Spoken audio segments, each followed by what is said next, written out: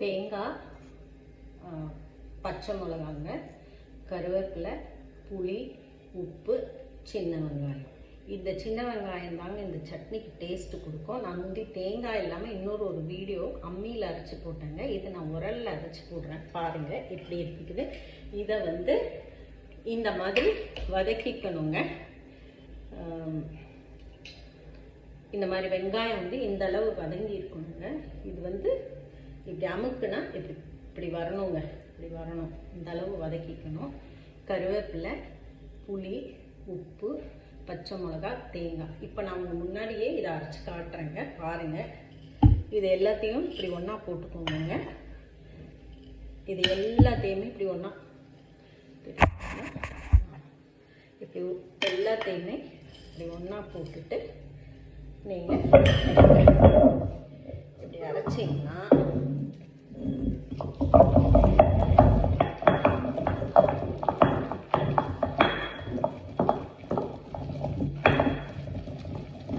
கொஞ்சம் தண்ணி எடுத்துக்கோங்க.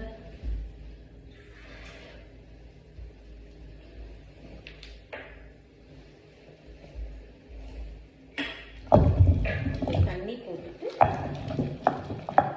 நல்லா அரைக்கணும். இந்த மாதிரி அரைக்கும்போது இந்த சட்னி ரொம்ப நல்லா இருக்குங்க. கிராமங்களில் இதெல்லாம் ஈஸியாக பண்ணிட்டு போவாங்க.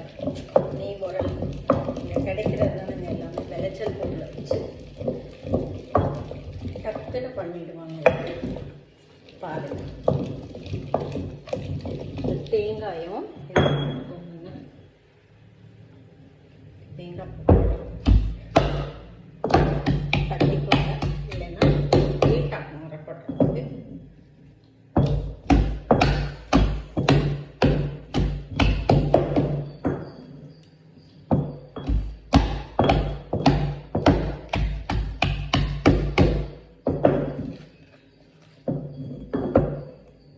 நெய்னா இப்படி வருங்க.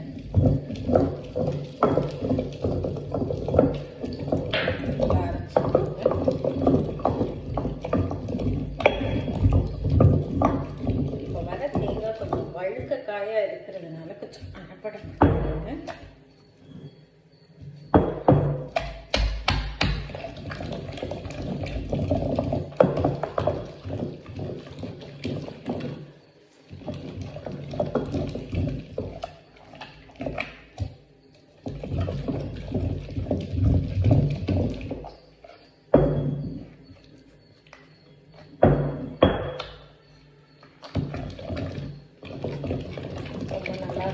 அரைச்சி பாருங்கள். இட்லிக்கு, தோசைக்கு, நீங்கள் எங்கேயாவது வெளியே ஊர்களுக்கு போகிறீங்கனாலும் இந்த சட்னியை அரைச்சி எடுத்துகிட்டு போனீங்கன்னா ரொம்ப நல்லா இருக்குங்க. கெட்டும் போகாது உங்களுக்கு.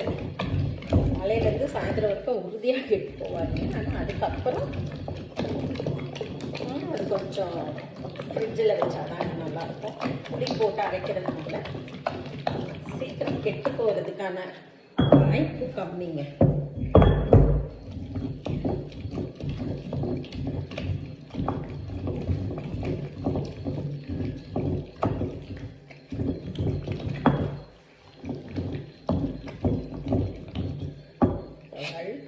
அரைப்பட மாட்டேங்குது.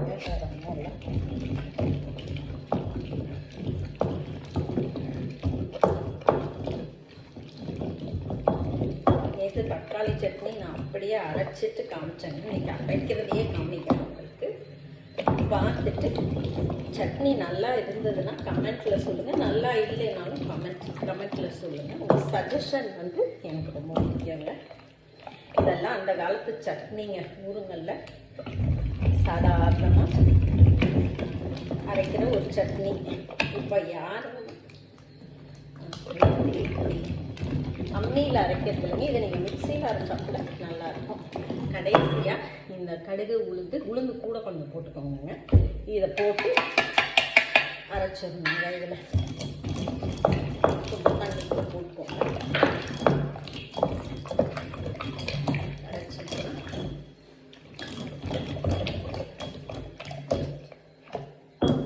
ஒரு நல்ல சட்னி, சுவையான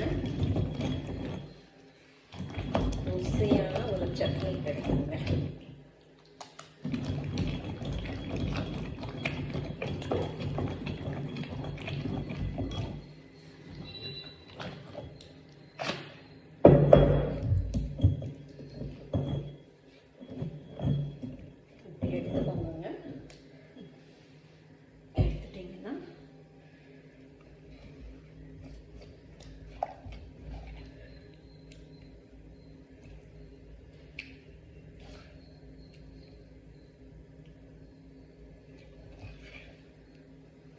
இது மாதிரி ஒரு சட்னி கிடைக்குங்க. இது வந்து இதுக்கு இட்லிக்கு தோசைக்கெல்லாம் நல்லாயிருக்கும், செஞ்சு பாருங்கள்.